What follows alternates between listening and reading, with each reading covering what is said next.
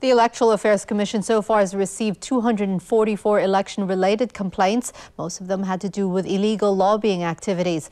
This morning, Chief Executive Donald Tsang urged voters to come out to cast their ballots. Many voters, meantime, spelled out why they chose to vote in this election. Stability and the continued growth of the economy. I think it's important for us to select the right person for the NACO. Oh, because I need them to speak out for me. Why will you vote today? Why? Because I'm a citizen of Hong Kong. Why? I want to improve the living standard of Hong Kong.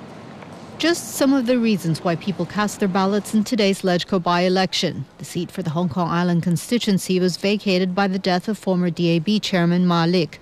Chief Executive Donald Tsang said after putting in his vote at a mid-levels polling station that today's competition is intense and every vote would count.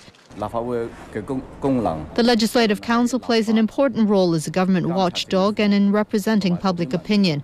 I hope every citizen in the Hong Kong Island constituency will exercise the right as a citizen by 10:30 this evening, he said. The message was echoed by the Secretary for Constitution and Mainland Affairs. The Legislative Council performs a very important function in Hong Kong. It represents the views of Hong Kong people. It scrutinizes bills and budgets presented by the government. And therefore, even though the member elected through this by-election will serve less than 1 year, we would encourage all registered voters in Hong Kong Island to come out and vote today so that you can choose the person you wish to represent you in the Legislative Council. Most of the complaints received by the Electoral Affairs Commission had to do with lobbying in areas where such activities are not allowed. For example, being too close to a polling station or campaign posters posted in the wrong places. The Commission will not tolerate any forms of violence or intimidating behavior. It would adversely affect on the image of Hong Kong as an international city, and it would adversely affect the individual and the party represents.